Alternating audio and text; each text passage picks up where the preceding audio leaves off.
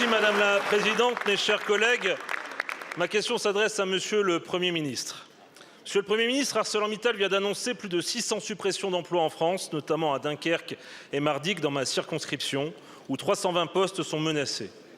Derrière ces chiffres, il y a des hommes, des femmes, des familles, des vies frappées de plein fouet par le cynisme d'un groupe qui ne tient pas ses engagements. Je veux exprimer ici toute ma solidarité avec ces salariés qui vivent depuis des mois au rythme de l'incertitude, du flou et, disons-le, du mépris. Mépris pour les ouvriers qui se lèvent chaque jour pour faire tourner les hauts fourneaux avec fierté, sans lisibilité sur leur avenir. Mépris pour les sous-traitants, pris en otage par des décisions stratégiques opaques. Mépris enfin pour nos territoires qui ont toujours pris leurs responsabilités et pour les élus locaux qui tiennent leurs engagements à travers une union sacrée en faveur de l'industrie locale. Cette situation n'est pas acceptable. Il en va de la survie de la filière acier européenne. Il est temps, Monsieur le Premier ministre, que l'on apporte de la visibilité aux salariés d'Arcelor, comme aux élus des territoires concernés, et que l'on redonne des perspectives claires à notre filière acier.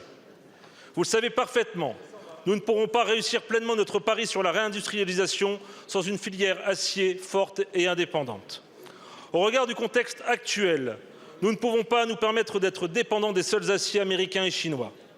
L'Europe doit avoir son indépendance sur ce sujet et dès maintenant accélérer les mesures du plan acier. Monsieur le Premier ministre qui n'êtes plus là, il est urgent de mettre toutes les parties prenantes autour de la table, la Commission européenne, les représentants des salariés, les élus locaux, et d'exiger des garanties claires et fermes de la part du groupe ArcelorMittal. À Dunkerque comme à Florange ou à Bassindre et ailleurs, nous attendons des actes et non pas des paroles. Une véritable feuille de route pour l'acier bas carbone, la préservation de notre outil industriel, des investissements rapides et des emplois protégés. Sans cela, il faudra envisager rapidement que l'État prenne toutes ses responsabilités.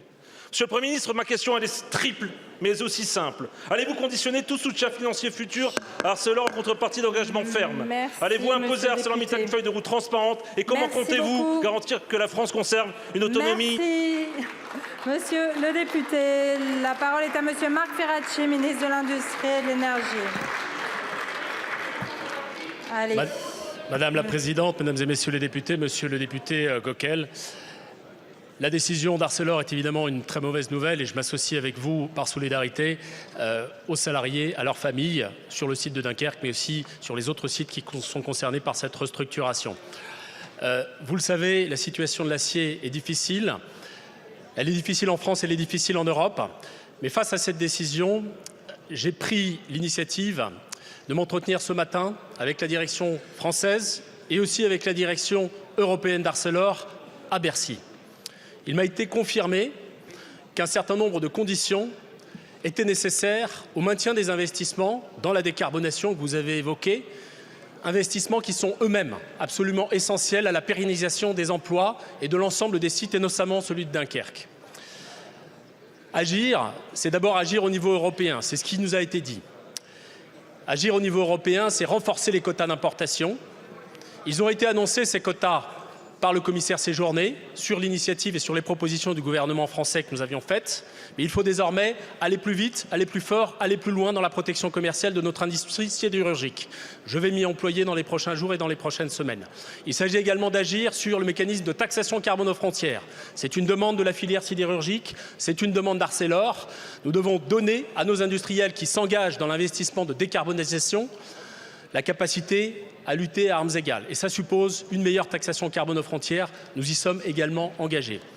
Je vais rencontrer le commissaire Séjourné dans les prochains jours et lui rendre compte des demandes de la filière sidérurgique dans son ensemble et des enjeux liés au maintien de l'emploi. Je viendrai rendre compte ensuite à l'ensemble des élus, à vous-même, aux parlementaires, au député Paul Christophe, à Patrice Vergrit, le maire de Dunkerque, à l'ensemble des représentants des salariés, également au président de la région, Xavier Bertrand, que je sais très engagé sur ce sujet. Le travail ne peut être que collectif, mais je pense que les investissements ne sont pas abandonnés et qu'en travaillant collectivement, nous pouvons arriver à maintenir l'emploi sur le site de Dunkerque. Je vous remercie.